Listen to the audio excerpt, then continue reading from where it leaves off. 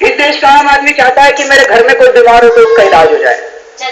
इस देश का आम आदमी चाहता है कि उसके बच्चे सुरक्षित हों, उसका परिवार सुरक्षित रहे, सुरक्षा चाहता है इस देश का आम आदमी। और इस देश का आम आदमी चाहता है एक अच्छी न्याय व्यवस्था, बस यही चाहता है। नहीं मालूम कैसे पड़ेगा। लेकिन आज 65 साल में उसको ये व्यवस्था नहीं मिली। क्यों नहीं मिली, ये सोचने की जरूरत है। और हम सब लोगों को सोचने की जरूरत है। इसमें कोई बीजेपी, कांग्रेस, आम आदमी पार्टी की पॉलिटिक्स नहीं है। हम सब लोगों को ये सोचने की जरूरत है कि 65 साल में इस देश के आम आदमी को ये 6-7 चीजें क्यों नहीं मिल पाई। अभी 2 दिन पहले मैं पढ़ रहा था, दिल्ली के अंदर 2 लोग ठंड के अंदर ठिठुरते हुए मर गए। अब इसमें राजनीति करने की जरूरत नहीं है, लेकिन हम सब लोगों को मिलकर सोचना पड़ेगा। इस सदन को सोचना पड़ेगा, दिल्ली के लोगों को सोचना पड़ेगा। आजादी के बाद से आज तक पता नहीं अरबों खरबों कितने करोड़ों अरबों खरबों कितने पैसे खर्च हो गए। अगर वो पैसे ठीक खर्च हो जाते तो शायद इस देश के व्यक्ति को ये सब तो मिल जाता जो छोटी छोटी उसकी ख्वाहिशें हैं। लेकिन वो सारे पैसे गए कहां, ये इस देश का आम आदमी जानना चाहता है। बीच में से साइड से वो पैसे कहां गए सारे के सारे? वो सारे इस देश की राजनीति की भेंट चढ़ गए। इस देश की राजनीति भ्रष्ट हो चुकी है, हमें मानना पड़ेगा। इस देश की राजनीति खराब हो चुकी है। इस देश की राजनीति का अपराधीकरण हो चुका है। आज शिक्षा खराब है क्योंकि राजनीति खराब है। आज स्वास्थ्य खराब है क्योंकि राजनीति खराब है। आज बिजली, पानी, सड़कें खराब है क्योंकि राजनीति खराब है। हम सब लोगों को मिलकर इस देश की राजनीति को सुधारना पड़ेगा।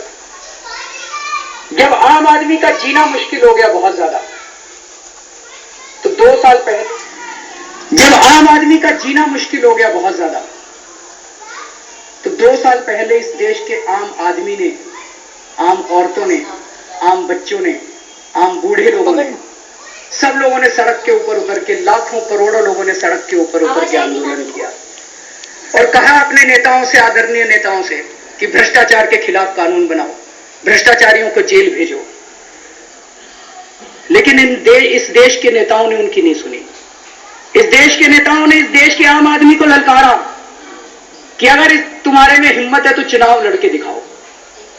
इस देश के नेताओं ने ललकारा इस देश के आम आदमी को, अगर हिम्मत है तो चुनाव लड़के दिखाओ और खुद सदन में आ जाओ और खुद अपना कानून बना दो। उन्हें लगा, इस देश के नेताओं को लगा कि इस देश का ये आम आदमी तो मरा हुआ आदमी है, कुचला हुआ आदमी है, ये क्या चुनाव लड़ेगा, ये हमारे सामने क्या खड़ा होएगा, हमारे पास तो इतना पैसा, इतना बाहुबल है, इस देश का आम आदमी क्या चुनाव लड़ेगा। लेकिन शायद इस देश के नेताओं ने अपनी जिंदगी की सबसे बड़ी भूल की थी। वो भूल गए कि इस देश के खेतों के अंदर आम आदमी हल जोतता है, नेता हल जोतने के लिए नहीं जाते। इस देश का आम आदमी कपड़ा बनाता है, नेता कपड़े नहीं बनाते। इस देश का आम आदमी मकान बनाता है, नेता मकान नहीं बनाते। इस देश का आम आदमी ऑटो चलाता है, नेता ऑटो नहीं चलाते। इस देश का आम आदमी चांद पे जाता है, नेता चांद पे नहीं जाते। इस देश का आम आदमी रिसर्च करता है, नेता रिसर्च नहीं करते। जब इस देश के आम आदमी के पास पैसा नहीं बचा तो इस देश के आम आदमी ने तय कर लिया कि ठीक है, इस भी लड़ेंगे। पैसे तो थे नहीं और भ्रष्ट राजनीति से लड़ना था, गलत पैसा ले नहीं सकते थे, तो लड़ाई राजनीति को साफ करने की थी। इसीलिए तय किया, हारे या जीते, सच्चाई का साथ नहीं छोड़ेंगे। सच्चाई के रास्ते पे लड़ाई शुरू हुई। एक लगभग असंभव सी लड़ाई थी। किसने सोचा था 1 साल पुरानी पार्टी 28 सीट जीत जाएगी? किसी ने नहीं सोचा था। असंभव लड़ाई थी, जीत की संभावना बिल्कुल 0 लग रही थी। नेता मजाक उड़ाते थे हमारा, लेकिन कहते हैं ना, जिसका कोई नहीं होता उसका खुदा होता है। भगवान, ईश्वर, अल्लाह, वाहेगुरु, ये असहाय का साथ देते हैं। सच्चाई हार नहीं सकती।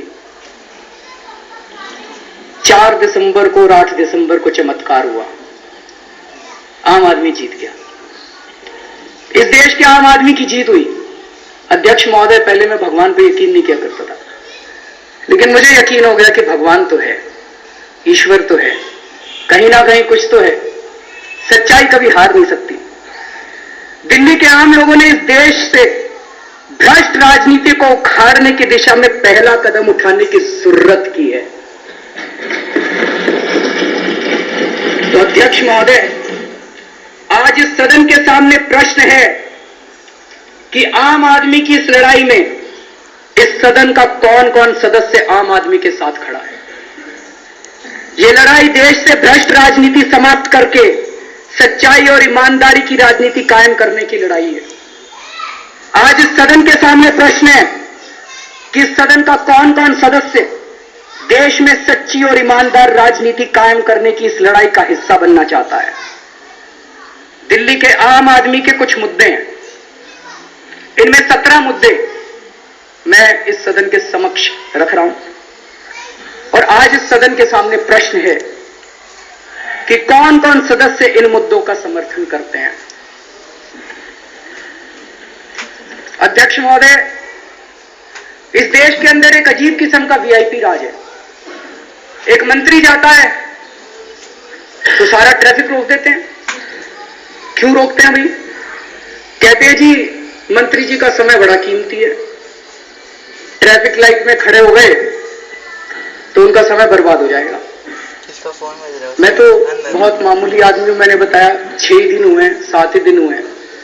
मैं तो 6-7 दिन से ट्रैफिक लाइट पे भी रुकता हूं, मेरा तो कोई टाइम खराब नहीं हुआ अभी तक।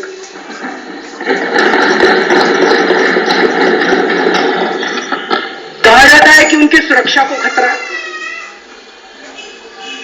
देखो जी, जब तक ऊपर वाले की इच्छा है तब तक आपका कोई कुछ बिगाड़ नहीं सकता, और जिस दिन ऊपर वाले की इच्छा खत्म हो गई तो पूरी दुनिया का इतिहास उठा के देख लो, कोई आपको बचा नहीं सकता, चाहे कितने बॉडीगार्ड आप लगा लो।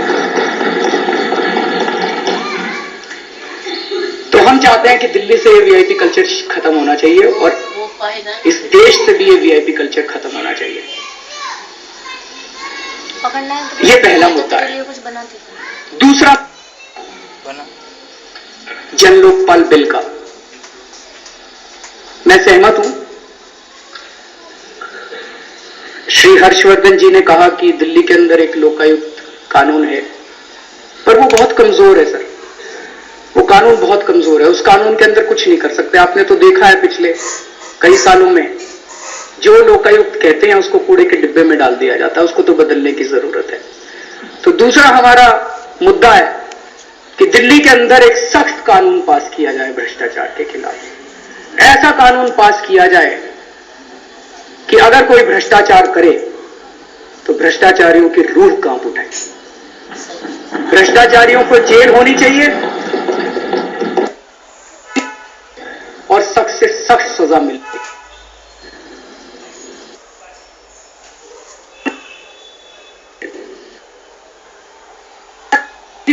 विभाग में काम जाता है, राशन कार्ड बनवाना हो, पासपोर्ट बनवाना हो, वृद्धावस्था पेंशन लेनी हो, कुछ भी करना हो, पैसे दे, बिना पैसे के काम नहीं होता।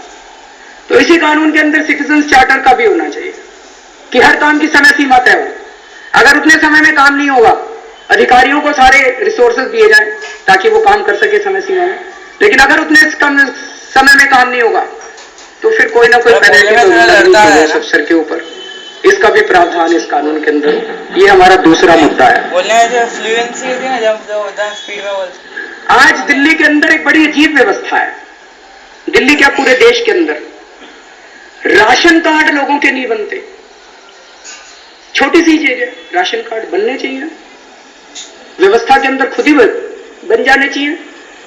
उसके बाद वो बेचारा काउंसलर के पास जाता है, वो बेचारा एमएलए के पास जाता है, वो बेचारा फिर मुख्यमंत्री के पास आता है, फिर भी उसका राशन कार्ड नहीं बनता।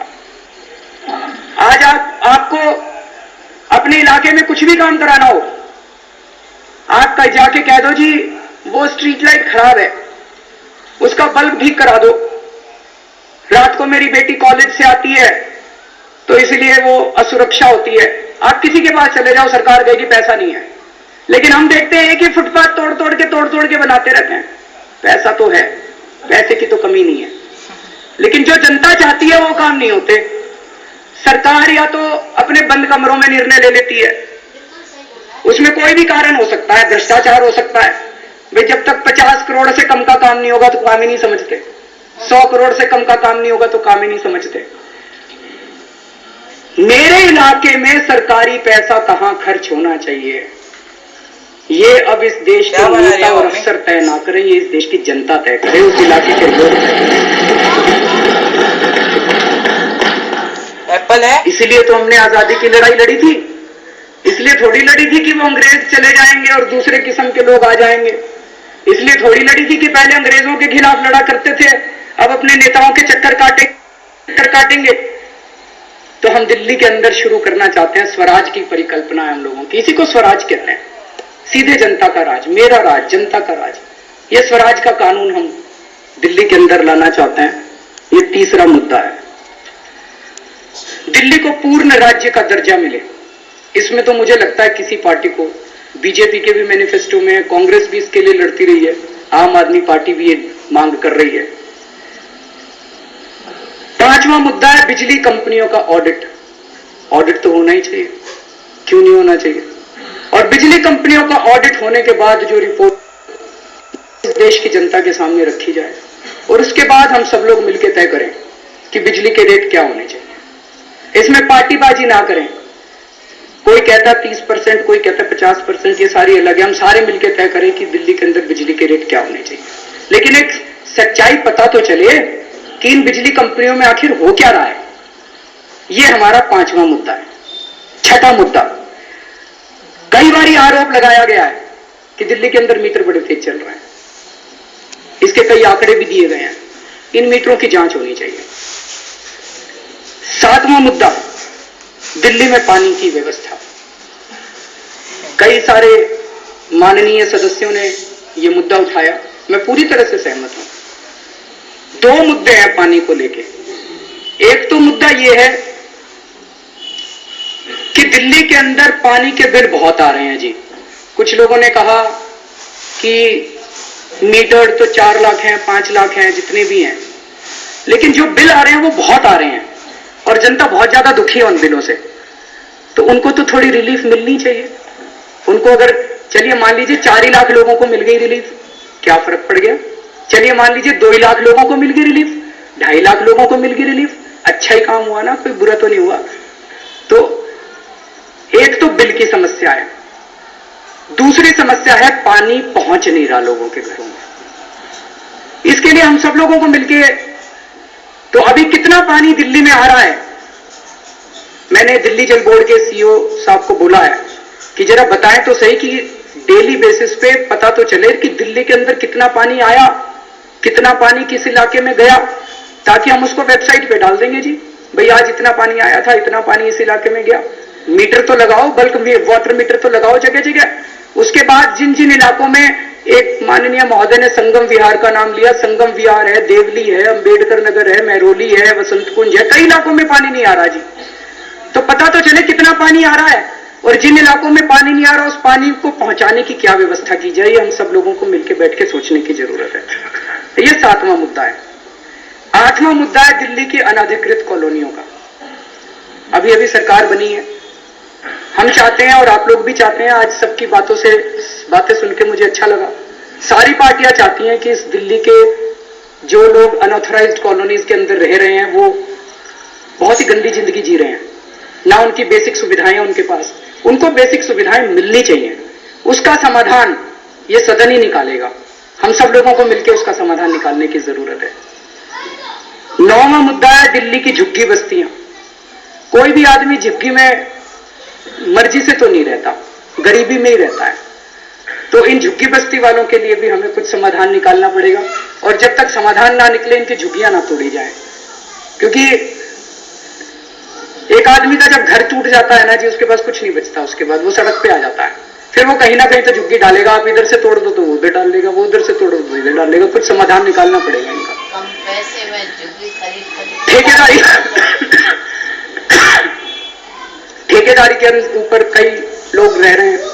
एक माननीय सदस्य ने मुद्दा उठाया, मैं बिल्कुल सहमत हूं जी, लेकिन अभी 4 ही दिन की सरकार है, आपके साथ बैठ के ही इसका भी समाधान निकालेंगे कि ठेकेदारी में उनसे 10,000 रुपए पे दस्तखत कराते हैं, 4,000 रुपए उनके हाथ पे रखते हैं, 20,000 पे दस्तखत कराते हैं, 8,000 रुपए उनके हाथ पे रखते हैं, उनका पीएफ काटते हैं, जमा नहीं कराते, उनका ईएसआई नहीं जमा कराते। तो इनका शोषण भी बंद करना पड़ेगा, इन ठेकेदारी पे काम करने वाले लोगों का। 11वां मुद्दा है व्यापार एवं उद्योग। इस दिल्ली के व्यापारी, बहुत सारे व्यापारी आते हैं मेरे पास। इस देश का 99% व्यापारी ईमानदारी से काम करना चाहता है जी, लेकिन हमारी व्यवस्था पूरी ऐसी बनाई गई है कि हर व्यापारी को एक चोर की निगाह से पूरी व्यवस्था देखती है, सरकार देखती है। सरकार ये सोचती है, हर व्यापारी को ये सोचती है इसने चोरी कर रखी है। व्यापारी ये कहता है मेरे से टैक्स ले लो लेकिन मेरा पीछा तो छोड़ो, मेरे को धंधा तो करने दो। वो टैक्स खुशी खुशी देना चाहता है, लेकिन वो ईमानदारी से काम करना चाहता है। तो इस पूरी व्यवस्था का भी अपने को सरलीकरण करना पड़ेगा, सबको बैठ के सरलीकरण करना पड़ेगा। रिटेल में एफडीआई, हम तो इसका विरोध करते हैं और बीजेपी भी इसका विरोध करती है, तो मुझे तो लगता नहीं सदन में इसकी कोई दिक्कत होनी चाहिए। दिल्ली के गांव देहात, आज दिल्ली में किसान को किसान नहीं समझा जाता। दूसरे राज्यों के अंदर बीज पे सब्सिडी मिलती है, खाद पे सब्सिडी मिलती है, दिल्ली के किसानों को नहीं मिलती। मुझे तो लगता नहीं भी किसी को भी इस पे एतराज होगा कि दिल्ली के किसानों को भी किसानी का दर्जा तो मिलना चाहिए, और अगर उनकी भूमि का अधिग्रहण होता है तो जबरदस्ती नहीं होना चाहिए। लाल डोरा का विस्तार होना चाहिए। 14वां मुद्दा है शिक्षा। आज दिल्ली के सरकारी स्कूलों की हालत बहुत खराब है। कोई अपने बच्चे को चाह के सरकारी स्कूल में तो नहीं भेजना चाहता। मुझे नहीं लगता हमारे में से यहां पे किसी के भी बच्चे सरकारी स्कूल में पढ़ते हैं। हमारे में से किसी का भी, कोई भी आदमी अपने बच्चे को सरकारी स्कूल में नहीं भेजना चाहता।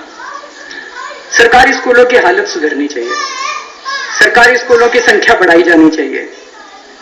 और प्राइवेट स्कूलों ने जो धांधली मचा रखी है दिल्ली के अंदर, डोनेशन के नाम पे, फीस के नाम पे, डोनेशन का सिस्टम तो बंद करना चाहिए। और यह फीस कैसे तय की जाती है, इसका कोई पारदर्शी तरीका निकालना चाहिए, कोई फॉर्मूला निकालना चाहिए। 15वां मुद्दा स्वास्थ्य का। आज किसी सरकारी अस्पताल में चले जाओ, बहुत बुरा हाल है वहां पे। तो सरकारी अस्पतालों के अंदर प्राइवेट अस्पतालों से भी अच्छा इलाज होना चाहिए। 16वां मुद्दा है महिला सुरक्षा का, कि महिलाओं की सुरक्षा के लिए एक अलग स्पेशल महिला सुरक्षा दल बनाया जाए। दिल्ली के अंदर पिछले 1 साल में कई रेप हुए।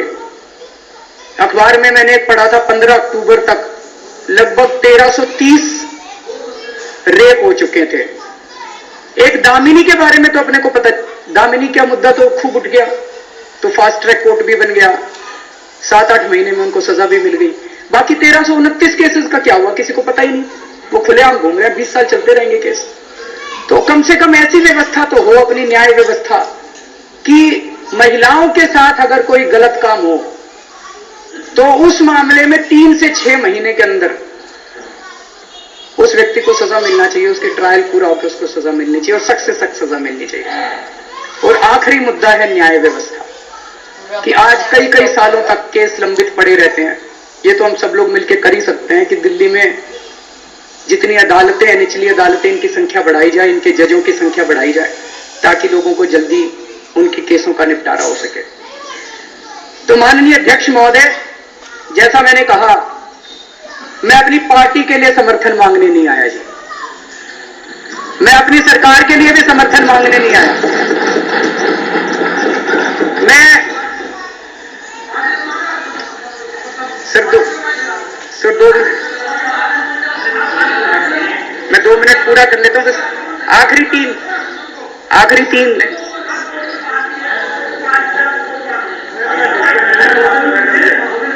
तीन लाइन बची है जी। आखिरी 3 लाइन बची है। मैं 3 प्रश्न रखना चाहता हूं इस सदन के सामने। जैसा मैंने कहा था कि दिल्ली के आम लोगों ने इस देश से भ्रष्ट राजनीति को उखाड़ने की दिशा में पहला कदम उठाने की जरूरत की है। आज इस सदन के सामने प्रश्न है कि आम आदमी की इस लड़ाई में इस सदन का कौन कौन सदस्य आम आदमी के साथ खड़ा है। दूसरा प्रश्न है, ये लड़ाई देश से भ्रष्ट राजनीति समाप्त करके सच्चाई और ईमानदारी की राजनीति कायम करने के लिए। आज इस सदन के सामने प्रश्न है कि इस सदन का कौन कौन सदस्य देश में सच्ची और ईमानदार राजनीति कायम करने की इस लड़ाई का हिस्सा बनना चाहता है। और तीसरा प्रश्न, मैंने इस सदन के सामने 17 मुद्दे रखे हैं जी। आज इस सदन के सामने प्रश्न है कि कौन कौन सदस्य इन मुद्दों का समर्थन करते हैं। माननीय अध्यक्ष जी, जो प्रस्ताव मेरे साथी मनीष सिसोदिया द्वारा पेश किया गया है उसे सदन द्वारा पास किया जाए। बहुत बहुत शुक्रिया।